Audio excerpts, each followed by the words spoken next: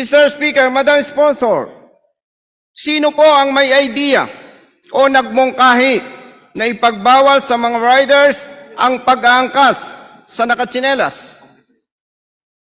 Mr. Speaker, my dear colleague, kailangan ko po talagang banggitin ang pangalan.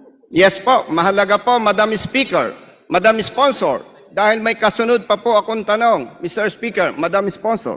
Mr. Speaker, my dear colleague, bahagi po siya ng technical working group at nirekomenda po ito nang itatago na lang po natin sa pangalang Colonel Lebriha. Thank you, Madam Sponsor. Thank you, Mr. Speaker. Malinaw po na si Colonel Nebria ang nagmungkahi na ipagbawal sa mga riders ang pag-aangkas sa nakatsinelas. Mr. Speaker, Madam Sponsor,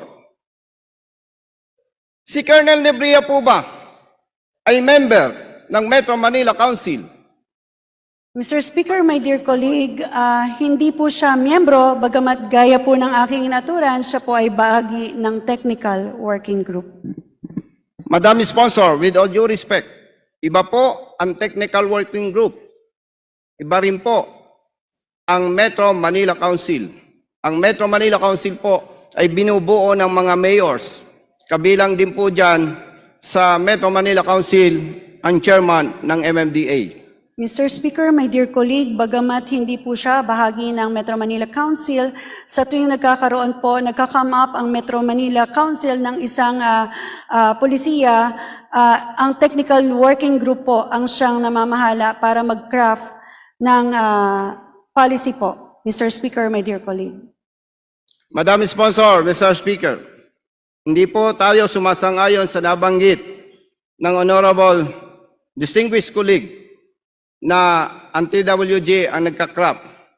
Hindi rin po basihan na nagmungkahi ang member ng TWG sa Metro Manila Council para dito sa sinasabing pagbabawal sa mga riders kung nakatsinelas ang kanilang angkas. Mr. Speaker, Madam Sponsor, illegal, questionable, at may tuturing na pang-abuso sa kapangyarihan at pandaraya sa mga riders at sa kanilang pamilya ang ipinatutupad ng MMDA at ng lokal na pamahalaan ng Las Piñas City base sa mga sumusunod. Una, si Colonel Nebria po na nagmungkahi na ipagbawal sa mga riders ang pag-aangkas ng nakatsinelas ay hindi member ng Metro Manila Council. Ikalawa po, Mr. Speaker, Madam Sponsor, wala po tayong mababasa sa minutes of the meetings na isinagawa ng Metro Manila Council na napag-usapan at napagkasunduan ng Metro Manila Mayors at ng MMDA na ipagbabawal sa mga riders ang angkas na nakatsinelas. Ikatlo, Mr. Speaker, Madam Sponsor, matagal nang lumabas ang single ticketing system na ipinatutupad ng MMDA. Pero base po sa records ng mga reklamo mula sa mga motorista na natatanggap ng Rider Safety Advocates of the Philippines, out of 17 local government units sa Metro Manila, Las Piñas City lamang po ang nanghuhuli ng mga riders na nakatsinelas ang angkas. Mr. Speaker, Madam Sponsor, malinaw po itong patunay na hindi sumasang-ayon ang 16 na lokal na pamahalaan sa Metro Manila sa mungkahi ni Colonel Nebria na ipagbawal sa mga riders ang pag-aangkas sa nakatsinelas. At ang ikaapat po, Mr. Speaker, Madam Sponsor,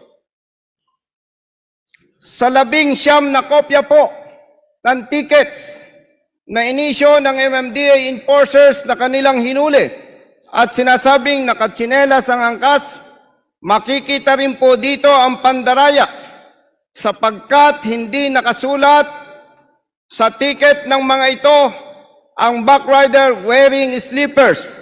Ang mababasa lamang po sa 19 tickets na inisyo na enforcers ng MMDA, ang nakasulat lamang po dito ay dress code or rider wearing slippers. Mr. Speaker, Madam Sponsor, ang MMDA po ay may budget na mahigit 4 billion pesos every year. Ito po ay pera ng taong bayan. Nararapat lamang po na tugunan ng MMDA ang kanilang mandato ng tama, maayos, patas at hindi karagdagang pahirap sa mga motorista at sa kanilang pamilya.